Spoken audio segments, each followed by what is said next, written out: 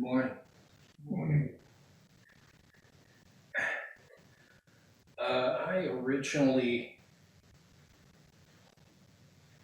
started out with a fairly elaborate talk about the Noble Eightfold Path. Had been looking into it quite a lot and was trying to gather my thoughts around the way it's presented, the way it's qualified, in front of understanding, thought, speech, action, livelihood, uh, effort, mindfulness, concentration, in front of all those at either any place you look at it, look at this part of our practice, it says perfect or right. I'm not going to talk about that today. I went kind of into a really deep place with that, and then I was talking with my wife last night. We set up and we're watching reruns of Lost, and we're enjoying ourselves. And then afterwards, I was telling her, well, she was curious about what I was going to talk about today, and I told her, and she goes, "Boy, that's." She said, "Why don't you do something personal?" And since it's a short talk, I try to keep these short because this is work day. Just keep it really personal. So I was looking at some of the stuff that's happened in the most recent past. This last week, I had a house guest, a family, my cousin Rick from North Dakota. Rick's a really interesting fellow. Spent a number of years here at IU working on a doctorate in Spanish, and then he ended up canning that and becoming a nurse. And so he is a psychiatric nurse in North Dakota, in Bismarck, in fact. A very curious guy, and a lot of fun to talk to. Our conversations wandered over everything, but he couldn't help but notice in my house uh, my altar. And, it's a fairly elaborate affair. It's pretty much what we have here, but I also have Manjushri and Avalokiteshvara up there next to the Buddha on top. And so I was explaining all that. And then it got into the long conversation about what we do here, what a Buddhist does, and who we are.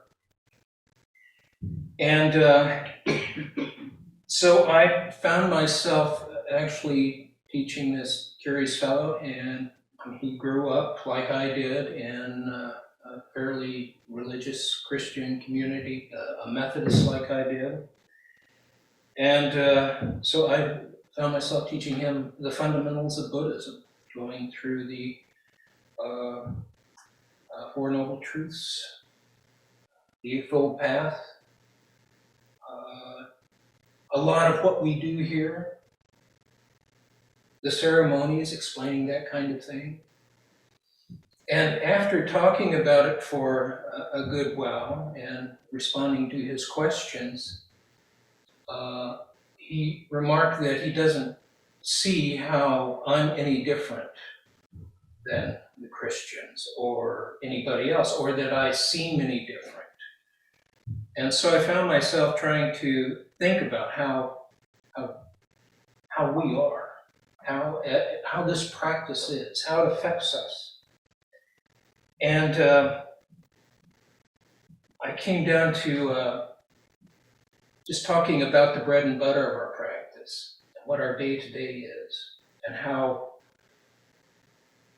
we endeavor to simplify and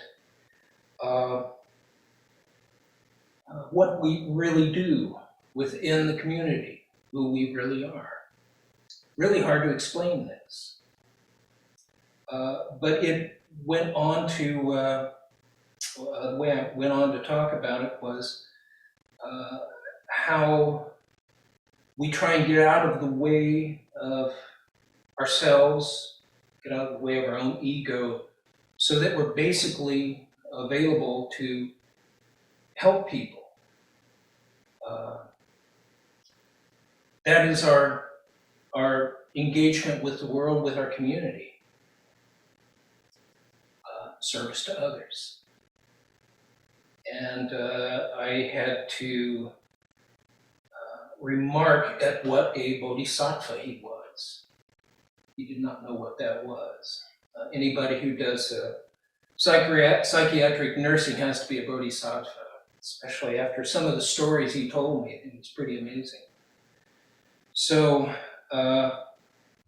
explaining how we are in this, we do not enter nirvana until we have helped all the beings on this planet to find the way, to find enlightenment themselves.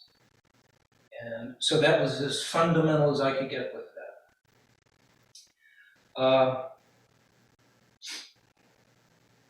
But I also had to put it out there that there's nothing special here. There's nothing special about what we do. He was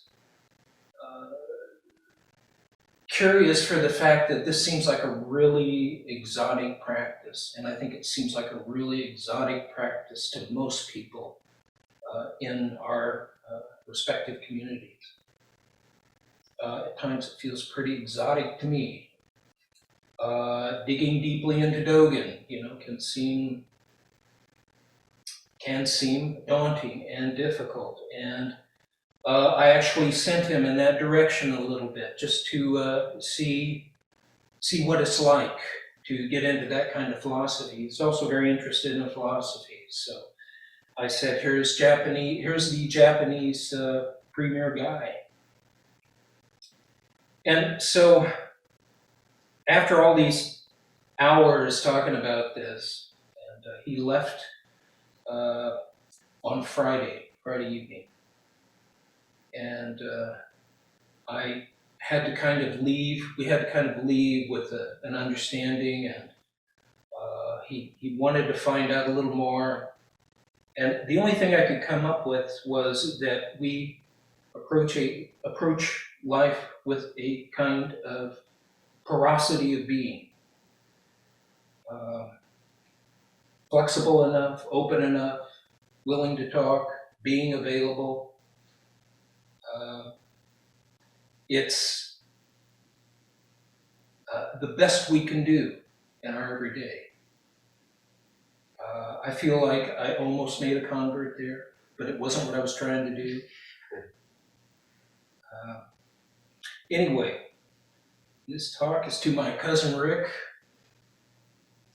I'm going to shut it down here because this is about as far as I want to take this, and we do have some other chores to get to, but here's my short Dharma words. So I think we should move on to the day.